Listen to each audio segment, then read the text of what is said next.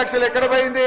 100 రోజులు కాదు 365 రోజులైనా మీ గ్యారెంటీలు అమలు కాక ప్రజల్లో వెళ్ళలేక రోజు రోజుకు మీ గ్రాఫ్ పడిపోతున్న పరిస్థితి ఉంది.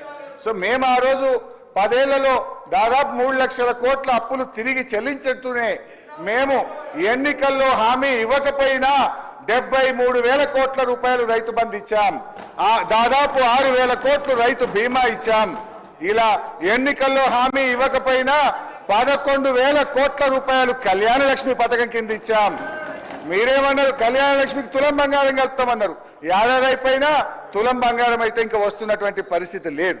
ఇకపోతే అధ్యక్ష బట్టిగా చెప్పినటువంటి ఆర్బీఐకి పోదాం. సరే, వైట్ పేపర్ ఒకటైతే క్లియర్ అయిపోయింది. వైట్ పేపర్లో బీఆర్ఎస్ అప్పు 4,17,000, కాంగ్రెస్ అప్పు ఏడాదిలో 1,27,000. This is clear. ఇక now I will come to RBI. ఇక ఆర్బీఐకి వస్తే ఇది రిజర్వ్ బ్యాంక్ ఆఫ్ ఇండియా అనేది దేశంలో అత్యున్నతమైన సంస్థ.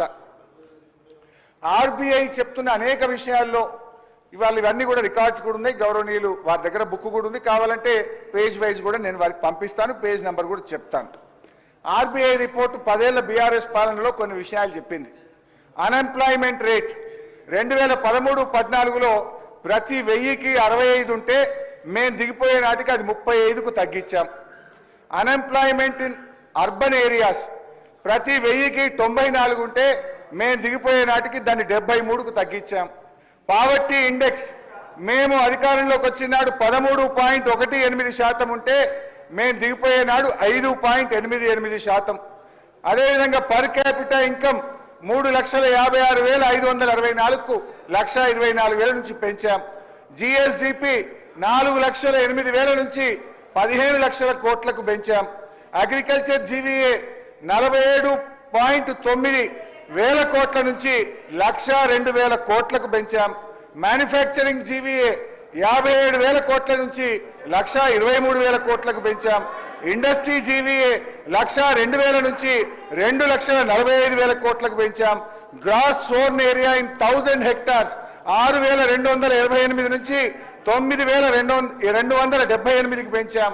Net irrigated area in 1000 hectares 2,289 నుంచి 3,866 హెక్టార్లకు పెంచాం. రైస్ ప్రొడక్షన్ ఇన్ 1000 టన్స్ 5,755 నుంచి 3 అంతలకు పైగా 16,874 కోట్లకు పెంచాం. Food grain production in 1000 tonnes 9,142 నుంచి 20,276 టన్స్కు పెంచాం. క్యాపిటల్ ఇన్వెస్ట్మెంట్ 90,71,000 కోట్ల నుంచి 1,87,82,000 కోట్లకు పెంచాం. ఓన్ ట్యాక్స్ రెవెన్యూ 29,000 నుంచి 1,31,000 కోట్లకు పెంచాం. Per capita availability of power 1,151 kilowatt hour నుంచి 2,398 కిలోవాట్ అవర్కు పెంచాం. క్యాపిటల్ ఎక్స్పెండ్ ఇంకా చాలా ఉన్నాయి సార్.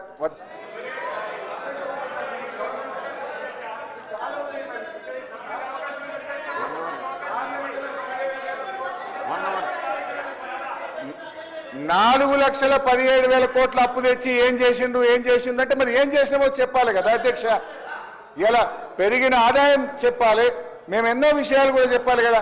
ఇందాక బట్టేనో మాట్లాడుతూ ఉచిత కరెంటు మేమే ఇచ్చిన అన్నాడు. ఇదే సీట్లో జానారెడ్డి గారు ఎల్ఓపిగా కూర్చున్నప్పుడు కేసీఆర్ గారు అక్కడి నుంచి లేచి ఒక్క ఏడాది లోపల 24 గంటల కరెంట్ ఇస్తా రైతుల కంటే ఆనాడు జానారెడ్డి గారు ఏమన్నాడు? అరే అట్లయితే పోయి అట్లా 24 గంటలు ఎట్లిస్తామన్నాడు. ఆనాడు కాంగ్రెస్ ఇచ్చిన కరెంటు 7 గంటల కరెంటు, పొద్దున్నాక 3 గంటలు, దొంగ రాత్రి 4 గంటలు, ఉత్తుత్త కరెంటు, కాలిపోయే మోటార్లు, పేలిపోయే ట్రాన్స్ఫార్మర్లు. ఇవాళ 24 గంటల కరెంట్ ఇచ్చింది ఇవాళ బీఆర్ఎస్ ప్రభుత్వం అధ్యక్ష.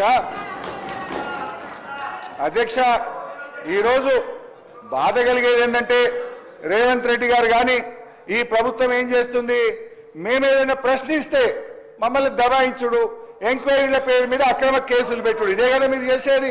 ఇవాళ మా కేటీఆర్ గారి మీద అన్యాయంగా రాష్ట్రం కోసం ఆయన పనిచేస్తే, రాష్ట్ర ఇమేజ్ ను పెంచే ప్రయత్నం చేస్తే కేటీఆర్ గారి మీద కేసు పెడుతున్నారు. మహేశ్వర్ రెడ్డి గారు